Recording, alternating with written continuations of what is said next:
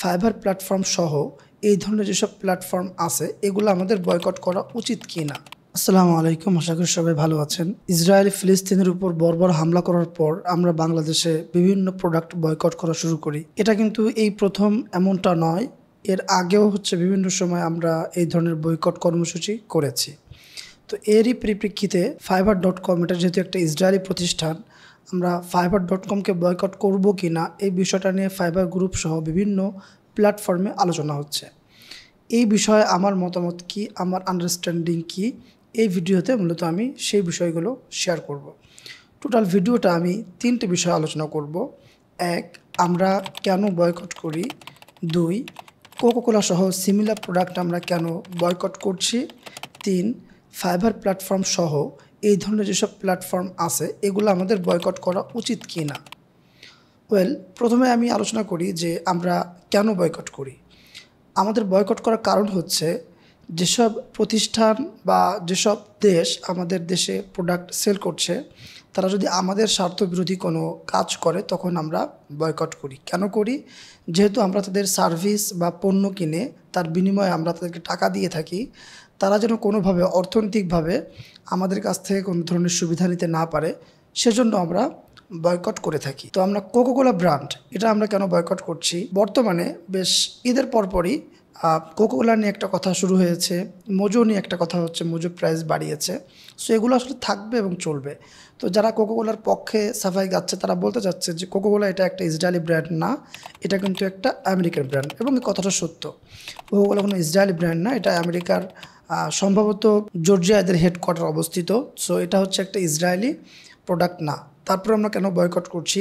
যারা আসলে ফেসবুকে এই বিষয়টা নিয়ে আলোচনা করছে তারা বলতে চাচ্ছে যে এটা আমেরিকান প্রোডাক্ট, এটা ইসরায়েলি প্রোডাক্ট না, তাহলে কেন আমরা কোকোকোলা বয়কট করছি? এর কারণটা হচ্ছে, আজকে ইসরায়েলের যে বর্তমান অবস্থা এই সম্পূর্ণটাই হচ্ছে আমেরিকার জন্য। আগামীকাল থেকে আমেরিকা যদি ইসরায়েলকে সাপোর্ট করা বন্ধ করে, এই পুরো পৃথিবীর ইতিহাসটা আবার পরিবর্তন হবে।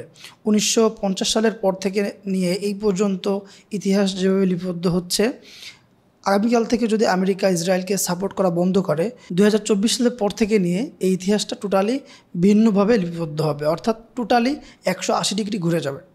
তো যেহেতু আমেরিকার কারণে ইসরায়েলের আজকের এই অবস্থান, এজন্য আমরা আমেরিকান প্রোডাক্ট বয়কট করছি। তাছাড়াও ম্যাকডোনাল্ড সহ বিভিন্ন কোম্পানি, ইসরায়েলি যেসব সেনারা আমাদের ভাই বোনদের বিরুদ্ধে, ফিলিস্তিনির এই ধরনের বেসামরিক নাগরিকদের বিরুদ্ধে যুদ্ধ করছে, তাদেরকে ফ্রি খাবার দিচ্ছে, যে কারণে এসব কোম্পানিকেও ইউএসএতে অনেক মানুষ বয়কট করতেছে।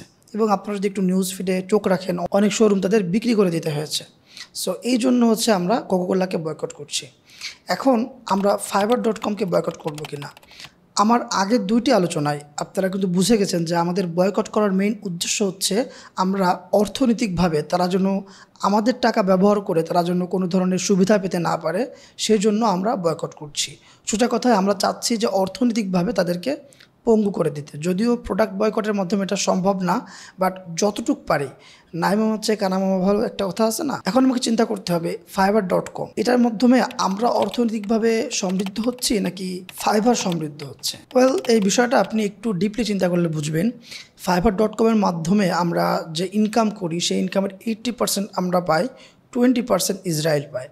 এবং fiverr.com-এ যারা অর্ডার করে, মোস্ট অফ দ্য কান্ট্রির লোক তারা কিন্তু ইসরায়েলকে সাপোর্ট করছে, অর্থাৎ তাদের টাকা আমরা নিয়ে আসতেছি, আমরা অর্থনৈতিকভাবে সমৃদ্ধ হচ্ছে। বাংলাদেশ বর্তমানে ফ্রিল্যান্সার তৈরির দিক থেকে 2 নম্বরে অবস্থান করছে। সো প্রোডাক্ট বয়কটের সাথে আসলে ফাইবারের এই বিষয়টা যদি আমরা মিলাই ফেলি তাহলে হবে না, একটু ডিপলি চিন্তা করতে হবে যে আমাদের আলটিমেট গোল হচ্ছে কিভাবে আমরা এইসব দেশকে, যারা আমাদের উপরে অত্যাচার করছে, আমার ভাই বোনদেরকে মারতেছে, তাদেরকে আমরা কিভাবে অর্থনৈতিকভাবে লুজ করে আমরা কিভাবে অর্থনৈতিকভাবে সমৃদ্ধ করতে পারি, এটা হচ্ছে আমাদের চেষ্টা করতে হবে।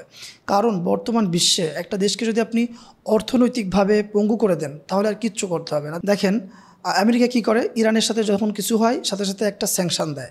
স্যাংশন বলতে বিভিন্ন প্রতিষ্ঠানের প্রতি তারা স্যাংশন দেয়। কেন দেয়?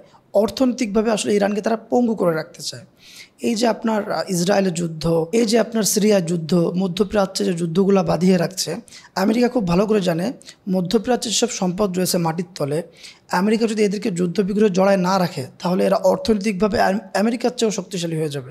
আর অর্থনৈতিকভাবে আমেরিকার চেয়ে শক্তিশালী হয়ে গেলে তখন এই মোড়লগিলি আর থাকবে না। এজন্য তারা অল টাইম মধ্যপ্রাচ্যটাকে একদম এমনি ওইসব দেশের টেম্পারেচার বেশি, আর ওরা এসব যুদ্ধবিগ্রহ দিয়ে ওইসব জায়গা আরও বেশি উত্তপ্ত করে রাখে। ওরা চায় যে কোনোভাবেই যেন মধ্যপ্রাচ্য অর্থনৈতিকভাবে সমৃদ্ধ হতে না পারে। তো যেহেতু এইসব প্ল্যাটফর্মের মাধ্যমে আমরা আসলে অর্থনৈতিকভাবে সমৃদ্ধ হচ্ছি, হ্যাঁ ইসরায়েল 20% পাচ্ছে। মনে করেন যে আমরা fiverr.com-কে অ্যাভয়েড করলাম, বাংলাদেশের সবাই fiverr.com-কে অ্যাভয়েড করলো, কি হবে?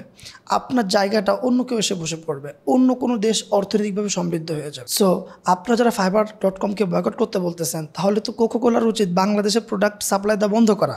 কারণ আমরা ফিলিস্তিনের পক্ষে, এবং বাংলাদেশ বাংলাদেশ সেই 1971 সালের স্বাধীনতা ঘোষণা যে সময় হয়েছে সেই সময় থেকে আমরা ফিলিস্তিনের পক্ষে। সো যেহেতু আমরা তাদেরকে সাপোর্ট করছি না, তাহলে তো কোকোকোলা বা এই ধরনের প্রোডাক্টের উচিত যেন তারা এই দেশে এই প্রোডাক্টগুলো সাপ্লাই না দেয়। কিন্তু তারা কেন দিচ্ছে? কারণ তারা অর্থনৈতিকভাবে সমৃদ্ধ হতে চায়। সো ঠিক একইভাবে আমাদের আরও উচিত যে কীভাবে নতুন নতুন ফ্রিল্যান্সার তৈরি করে আমাদের এই পজিশনটা 2 নাম্বার থেকে 1 নাম্বারে নিয়ে যাওয়া যায়।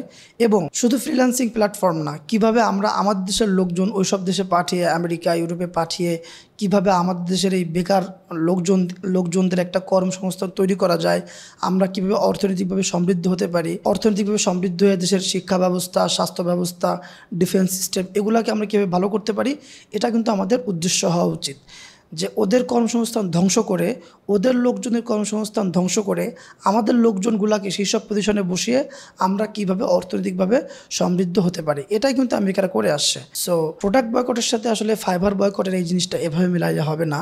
আপনাকে আসলে ডিপলি চিন্তা করতে হবে যে আমরা কোন জায়গা থেকে অর্থনৈতিকভাবে সমৃদ্ধ হচ্ছে। অবশ্যই আমরা এটা অবৈধ পথে সমৃদ্ধ অর্জন করছি না, আমরা বৈধ পথে এই কাজটা করতেছি। সো এটাকে আপনি যে হারাম বলবেন তাও কিন্তু না। সো আমার মনে হয় যে প্রোডাক্ট বয়কটের সাথে আসলে ফ্রিল্যান্সার যেসব প্ল্যাটফর্ম আছে এগুলার বয়কটটা মিলালে হবে না, একটু ডিপলি চিন্তা করতে হবে। এই বিষয়টা নিয়ে আপনারা আপনাদের মূল্যবান মতামত জানাতে পারেন। ধন্যবাদ।